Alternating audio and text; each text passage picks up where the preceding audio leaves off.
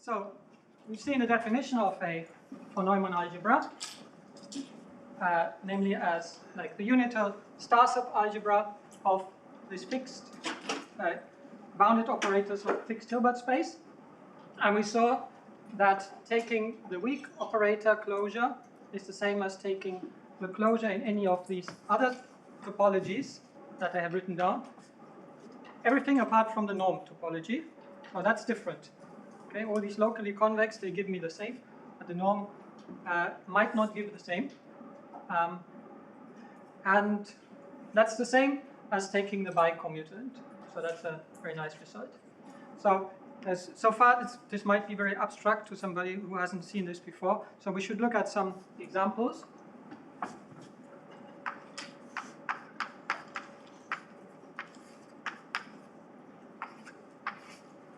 So I think I can open that to everyone. Can you give me some examples of algebras where you believe they should be for Neumann algebras? C.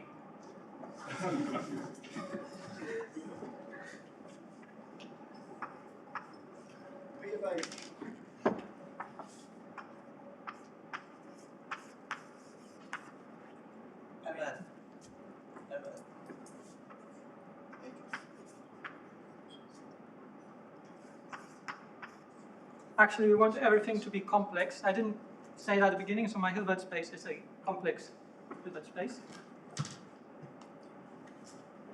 Any other favorite algebras?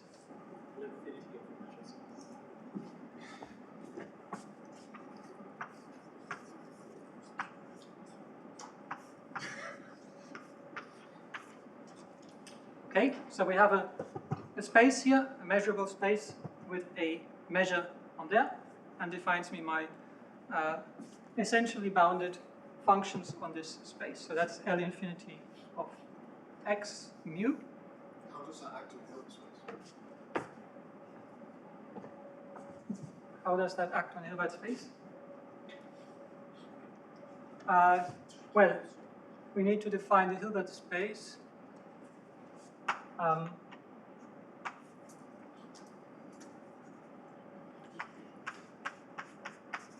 Take this Hilbert space. Yeah, is that happy with that?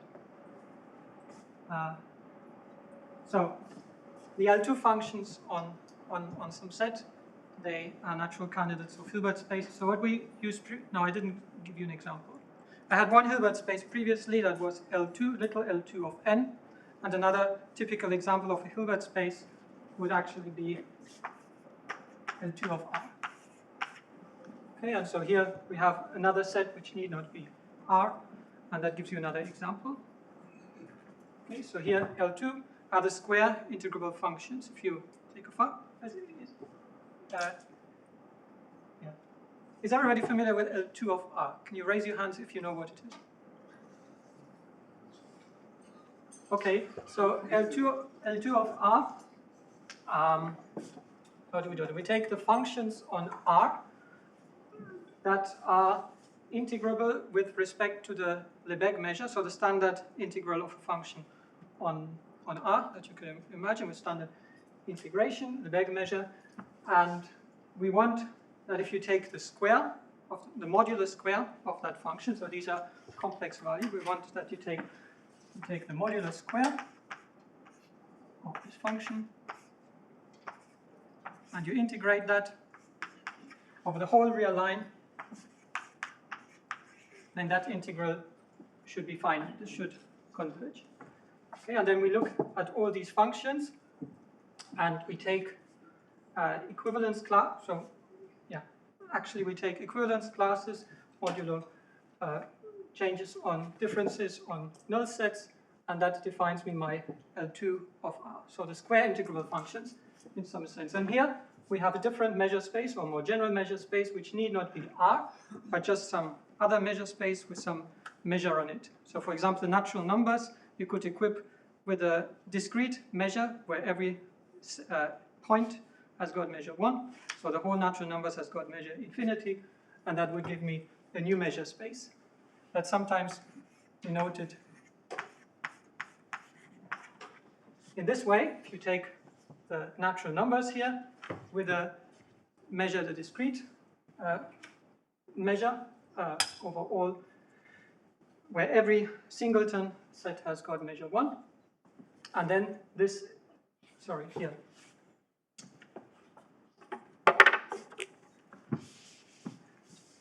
This one here would then become this L infinity of n. So these are the bounded sequences.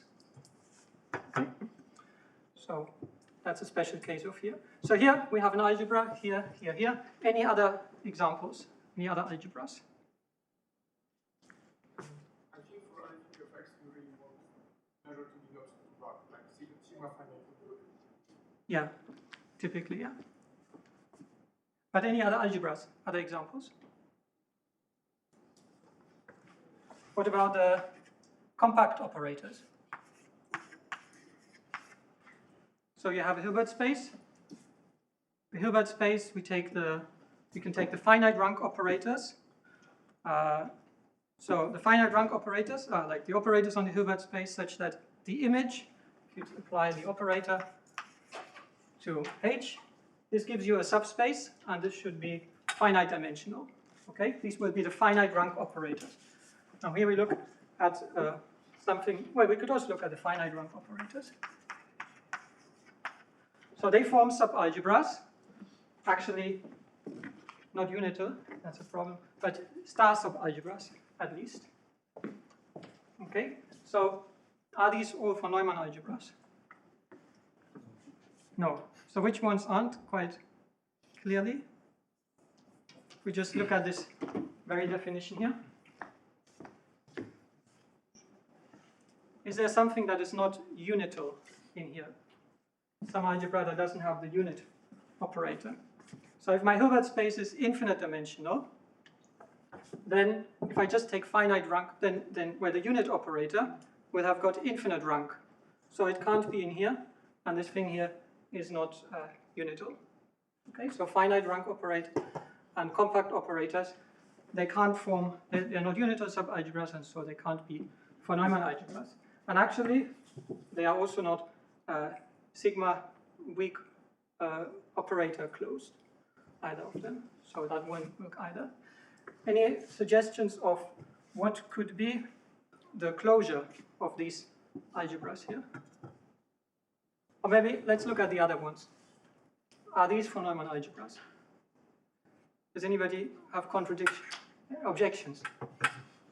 So these are all von Neumann algebras. How can we see this? Well, we take C inside C probably, yeah? So then the commutant of C inside C would just be C. Right, so if we take B of H inside B of H, then what is the commutant of that?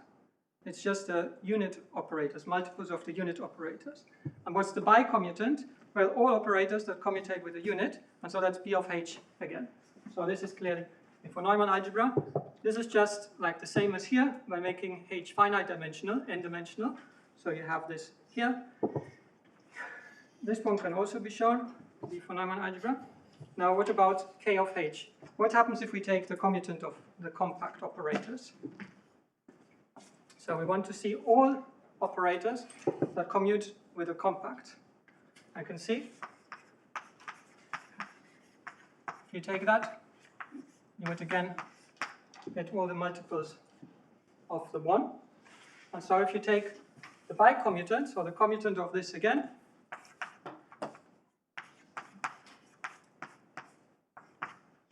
then you obtain, so always within this fixed Hilbert space, again, the commutant of, so this is the unit inside B of H, and you take the commutant of then all operators with commute with the identity operator, and that's, of course, all bounded operators. And so if you take the bicommutant of the compact, you get B of H. Okay? So the same would happen if you take the bicommutant of the finite rank, you will get B of H. So it becomes really big. Now, K of H is a C-star algebra, so it is not closed with respect to the operator norm, but it is not closed with respect to this weak operator topology.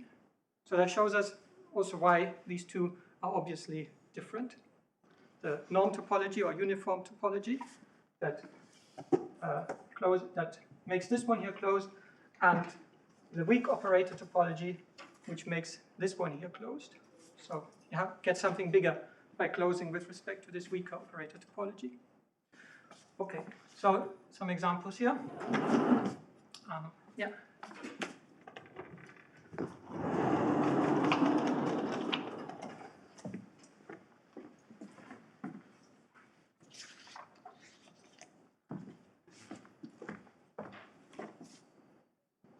We're going to see more examples tomorrow.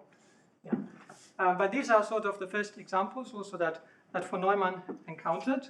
He came up with some other examples as well, but these are the first ones that pop into mind. And they are of a very specific type, and we will see other examples of different types. Explain that in a bit.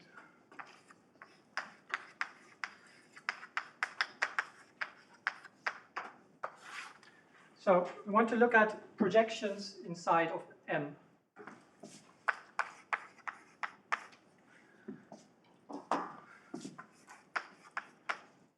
All right.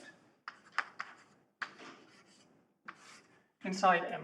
So M should be a von Neumann algebra in what follows.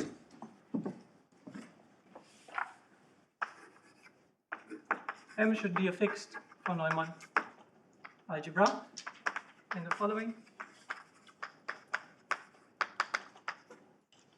Okay, and now a definition.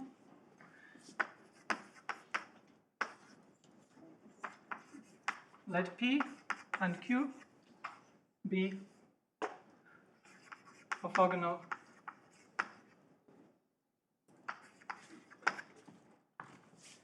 Am I writing too small now? Adam? Maybe a little bit. Yeah, sorry. Orthogonal projections. So what's an orthogonal projection? Well, an orthogonal projection is p squared should be equal to p, and it should be equal to p star. So that's an orthogonal projection, and q should be the same. Okay, so they would naturally, they correspond to subspaces of my closed subspaces of the Hilbert space to project onto that subspace. So let P and Q be orthogonal projections. Then P and Q are called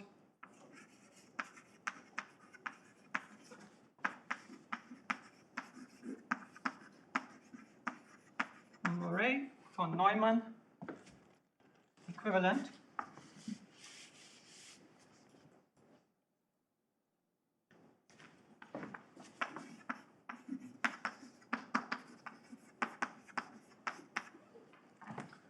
So they are called Moray, they're said to be Moray von Neumann equivalent if there is an element V in M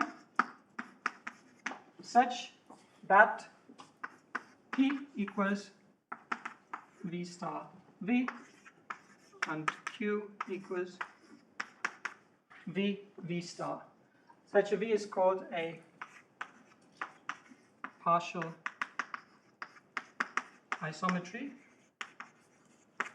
We won't need that later on. So that's sort of the definition of equivalence of two projections. And we write, so in this case, we denote this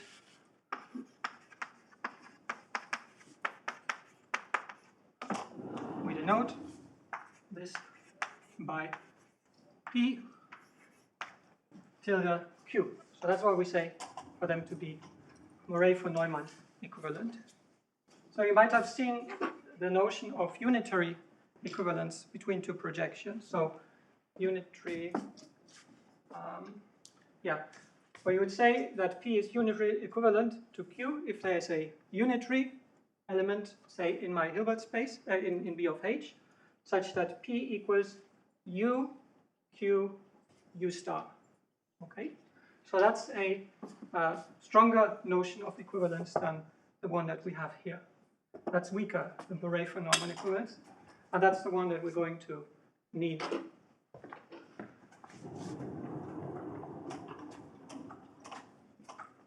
We're not going to use unitary equivalence. And we write P less than or equivalent to Q if there is a P1 such that P is equivalent to P1, and that's less than or equal to Q.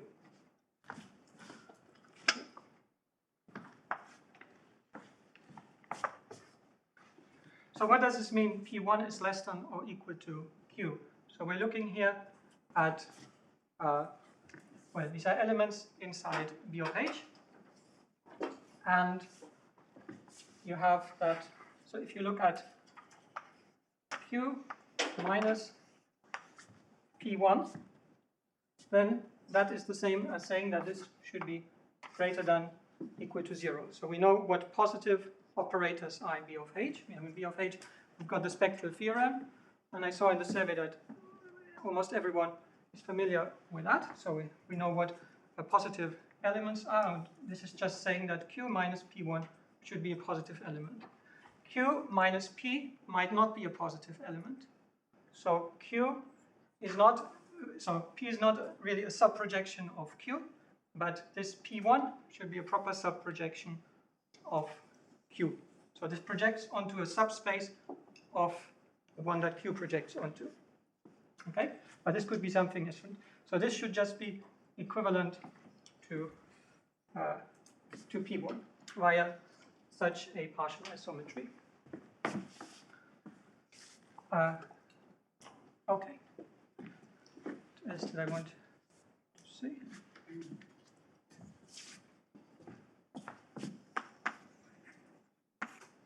So one can show that M. So with the notion, the equivalent, if you would take the equivalence on the Q side instead of the P side? Yes, you can do the other way around. M is generated by its projections.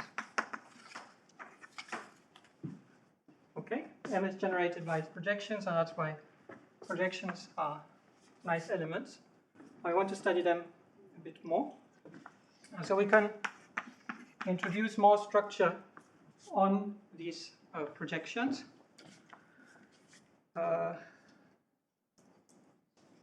Sorry, a question. In this, I don't know how to pronounce it, but this equivalent n less than, where you have P and P, yeah. Sub-equivalent. Pardon? Sub-equivalent. sub-equivalent. So is there, you still want them to be projections? Which ones? P? P and Q? Yes, yes. So P and Q are orthogonal projections here. And also Okay. P1? And P1, yes. So yeah, this should be a projection. Yeah. So- Sorry, so- this is important. This is a projection. Okay. Okay, I just want to understand, like, what, can you give me an example? Like an illustrative example of P and Q? That's not trivial, like. Example. Okay. Example. Let's take. Let's take Q. So let's take M equal to B of H, and maybe Q equal to the identity operator, and P1,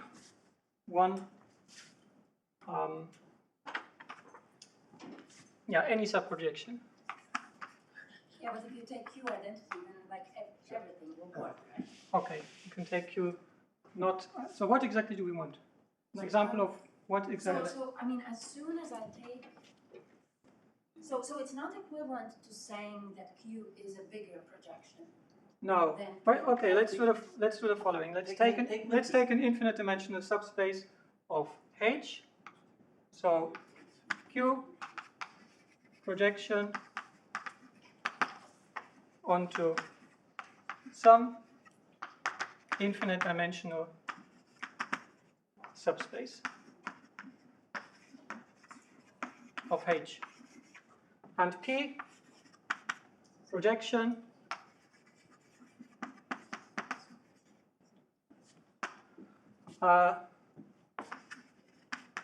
onto some other infinite dimensional subspace. So take a finite dimension, because this will use. Well, okay, this gives us another example. Maybe we can do first this, and then we can do a finite. So in this case, they are both infinite dimensional, and one can then construct such a partial isometry from this subspace onto this subspace, so from this one onto this one. And that shows that these two projections, they are equivalent to each other. But, okay, depending on how I pick this subspace, but maybe let's pick a subspace that is not a subspace of this one, but that somehow, so here, maybe if this is on my H, and here that's the subspace generated by the first projection, and that's of the other one, so they intersect somewhere, but none of them is strict subspace of the other one. Does that make sense? So P of H intersects Q of H non-trivially, but P of H is not a subspace of Q of H. Neither is Q of H a subspace of P of H. So they somehow lie in between, but they are still equivalent as projections, but you don't have that P is less than or equal to Q. However, you have that P is equivalent to Q, so you could just choose P1 as equal to Q, and then you have P1 less than or equal to Q. Okay? We still need a finite dimensional example, or is that okay? Happy? Yeah, we're not having enough time. Just 20 minutes left. Maybe a very quick remark, maybe it's also nice to say that in B of H, subequivalence and equivalence are purely determined by the dimension of the subspace that you project on. Two projections are equivalent if that dimension is the same, and one is subequivalent to the other if the bigger one projects onto something that has bigger dimension. Yes, yes. That's your example kind of shows this. Yes, exactly. That's fine in B of H. We're going to look at other von Neumann algebras where we won't have this property, but in B of H, that's a nice observation. Yeah, thank you. So just continue with a very quick comment. So in particular, if you look at L infinity of x mu, then just try to think what it is that Robin defined, and try to think what's the equivalence of projections inside L infinity of x mu. That's a mean question. So, okay, let's do what Adam said. Adam is the chair, and let's do what he says. I just said think about it. So let's think about it for like 2 or 3 minutes. I've got this clock over there, which is very daunting. So we have L infinity of x. Okay, what can we see immediately observe about L infinity of x? What's very particular about infinity of x? Commutative. It's commutative, okay? And there's a theorem which says that every commutative von Neumann algebra is actually isomorphic to some L infinity of x. So there is some measure space x with a measure mu that is isomorphic to that von Neumann algebra. Okay, so this is the generic example of a commutative von Neumann algebra. Now if I have a projection in here, and another projection, which is not the same, can they be equivalent? So if we look at the definition of equivalence, it says that there should be a partial isometry, so V in here, such that V star V is equal to the one projection, and V star is equal to the other projection. Okay? Now, this algebra is commutative. What does commutative mean? It means that V star is the same as V star times V. You can swap these two. And that means that these two are the same in a commutative algebra. However, if I start with two projections, P and Q, which are not the same, then that means there can't be such a V. All right? So, you will never have equivalence of projections in L infinity of X mu. Okay? It's only, projections are only equivalent to themselves, but nothing else. Which is a full contrast to what you observed about B of H. When B of H, we can just look at the rank of a projection and then they are all equivalent. But here, that's absolutely not the same. So you can have two projections, say of the same dimension, and they won't be equivalent. Like if you take something finite dimensional subset, and then make two projections of the same dimension, they will still not be equivalent to each other. Okay, maybe I should write this down. So let's consider a finite set. So this is just Cn. Okay, that's if my measure space is finite, and I have the discrete, the point measure, the delta measure on all of these. Then L infinity of this is equal to Cn, and now I consider a sub-projection, maybe a projection here, projection onto the first component of this, and I consider this one, projection onto the second component in here. So they have the same dimension, and if you look at these things inside V of H, they would be equivalent, because you can construct like an isometry that maps this one onto this one, that swaps these coordinates, and that's fine. But in here, they are not equivalent, because there are no partial isometries that could map these onto these. So it's really important then to keep in mind what algebra we're working with.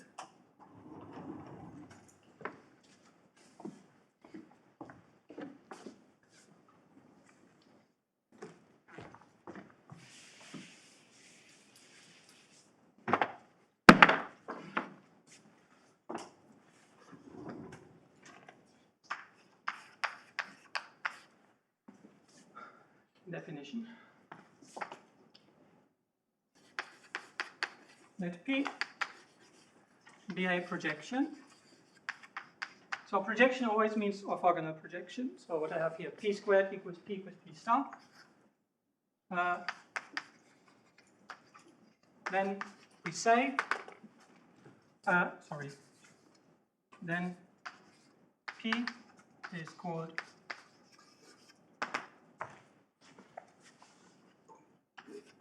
finite.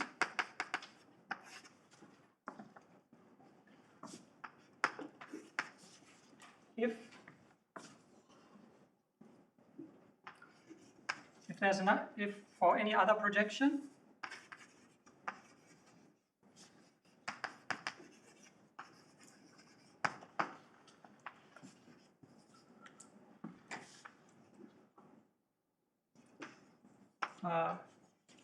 Q less than or equal to P and equivalent to P implies Q equals P. Okay. So if you take any other projection Q, and you know it's equivalent to Q, and it is majorized by Q, then that already implies that Q equals P. So if your projection has this property, then it is called a finite projection. So in particular, if we look at, now we're going to see examples afterwards. Let's go through the definition. So it's called infinite if it's not finite. not finite. And there's a particular subcase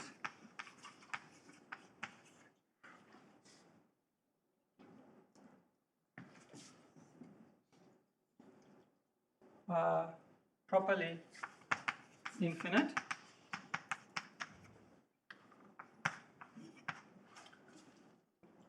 if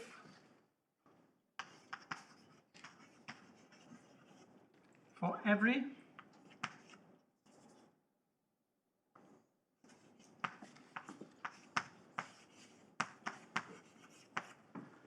central projection. So what is a central projection? Well, a central projection is a projection in the center. The center is defined here. So the intersection of M with M prime. This is again a von Neumann algebra. And it's a commutative von Neumann algebra. That's what we have here. And we can consider projections in there again.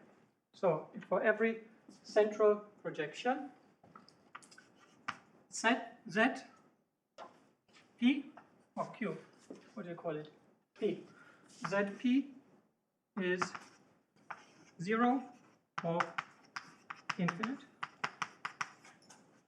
Okay, so if I multiply P by something, a central projection, then I will again get something infinite or otherwise 0. And we call it, sorry, that's properly infinite. We call it purely infinite, which is stronger than properly infinite, if Q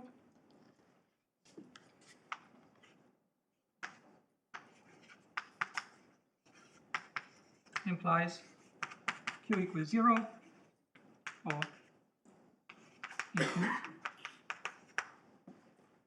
Okay, so every subprojection must also be infinite, apart from the 0 projection. And finally, we call a projection abelian if P and P is abelian or commutative.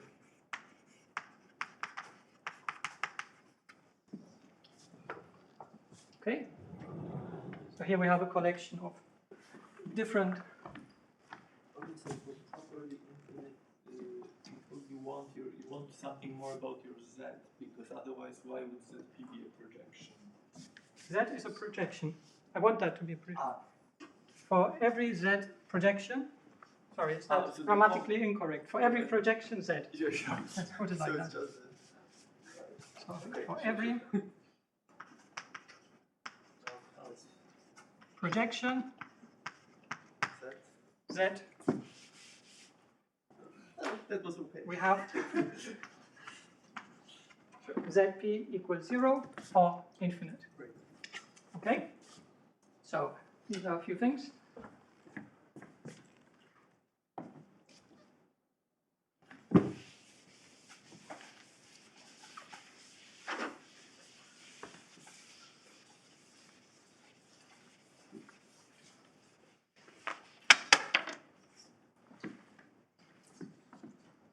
Okay, and now another definition.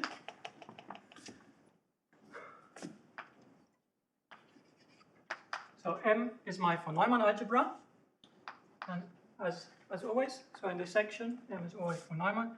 So M is said to be type 1. If for every projection in the center there is a non-zero subprojection such that P M P is commutative. So this P would be abelian in this one. So what does this mean? So here PMP means you look at all the elements, you take all the elements X inside the von Neumann algebra, and then you sandwich them between P and P. You take P, X, P. Okay? That is a subalgebra, not unital, but it's a subalgebra. So you change the Hilbert space to P times. In this case here, but we're not looking at this as an algebra. It's just a side remark, misleading probably. So type 1, if this is the case. Type 2, if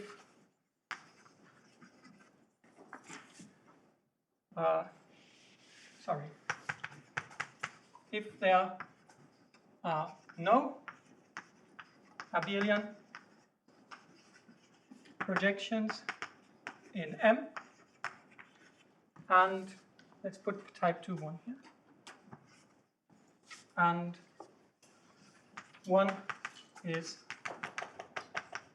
finite. So the unit is always a projection, right? You take 1 squared equals 1, and 1 star equals 1. So the unit is always a projection. And so if the unit is a finite projection, so if the unit has got this property, type 2 infinity, so if there are no abelian projections, the unit is infinite, but for every projection in the center, there is a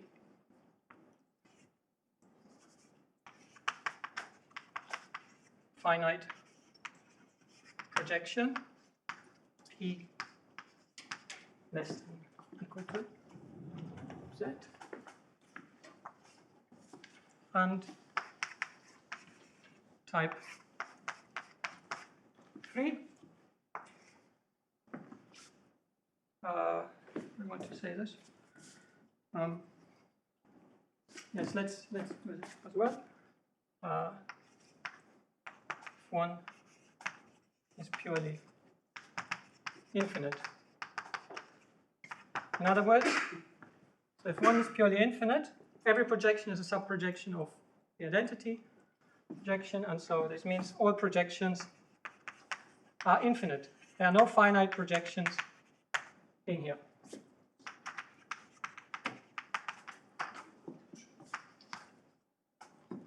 Okay, so this gives us the type classification that von Neumann arrived at for his algebras. And one can further divide these types into finer classification, but that's the point that von Neumann reached. That was done later on by other people.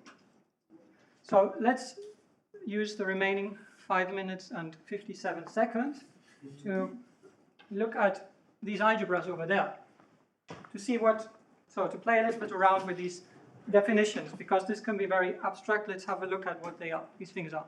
Is the 0 finite? 0? Yeah.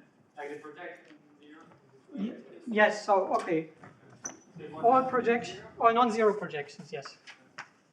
Also in type 2 infinity, you want P to be non-zero? Yes. Yes. So we always want non-zero elements. Otherwise, with 0, everything becomes trivial. So here, let's have a look at these ones here. Let's start with B of H. So what have we got in B of H? Type 1, type 2, or type 3? How can we find out? Well, we check the definition here. So that's what we want to have to check. So let's take first type 1, if it's of type 1. So this says that if for every projection in the center, what's the center of B of H? So first of all, what is the center of P of H? Maybe we should determine that first.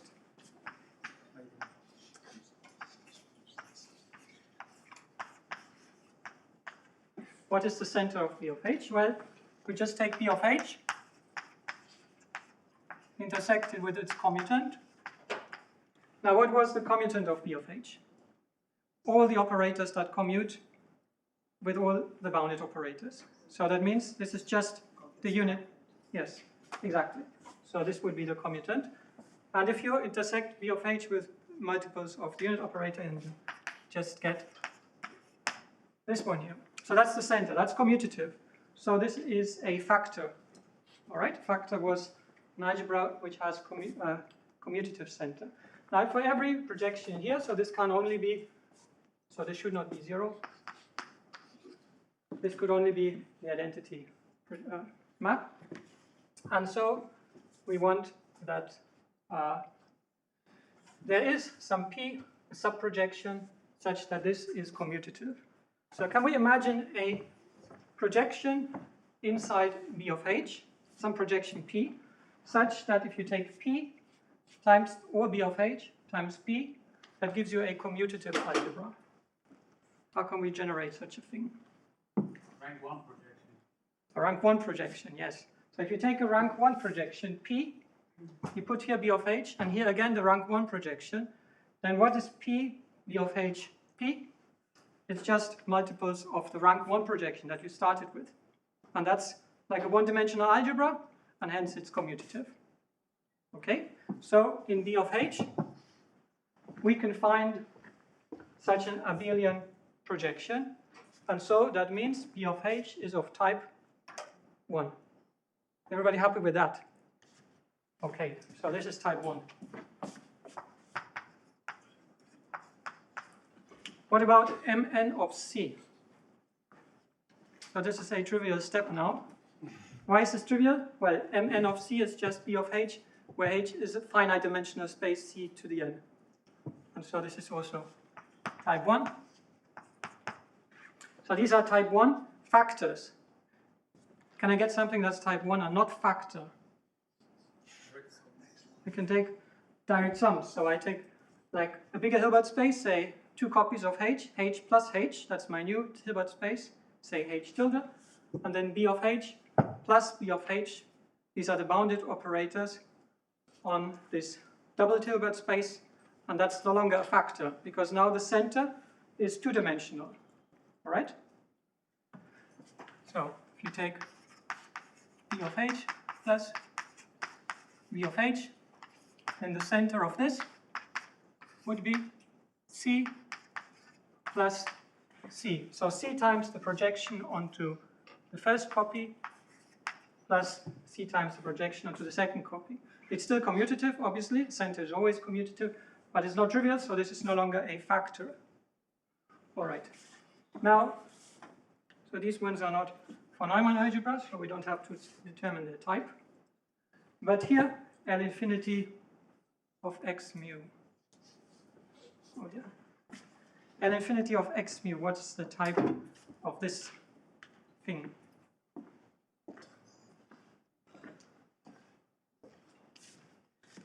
Got 4 options to choose from. Let's start again with the first one. So for every central projection that is non-zero, there should be, the question is there a subprojection such that it becomes commutative? Well, now we see that M itself is already commutative, and so if you take P MP, it's already commutative. So for this case, this one here was commutative. So now we prove that all von Neumann algebras are type 1, right? Yes. So this is type 1. Corollary, all von Neumann algebras are type 1. Yes, I've got just 3 seconds left, and I think we can do other examples tomorrow in order to contradict Adam's statement. Okay, thank you very much.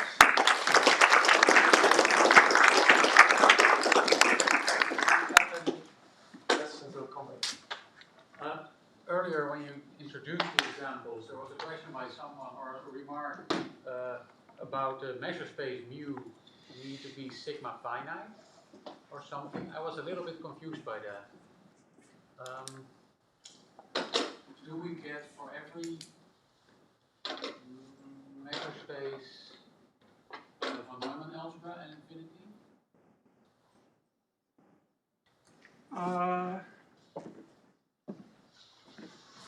If you're assuming separability, localizable. Yes, I wanted like, separability. I want like sigma finite for Neumann algebras. I didn't say that at the beginning, but I want something that's called sigma finite for Neumann algebra, and then you get this. For every measure you will meet in your daily life.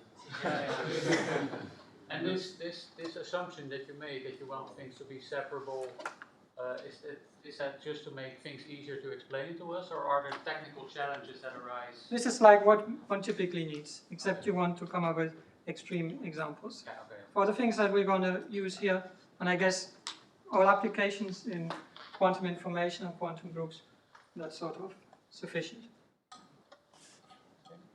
Okay. No? Not efficient? There's some people using non-separable filter spaces. In quantum information? Okay. Sorry then.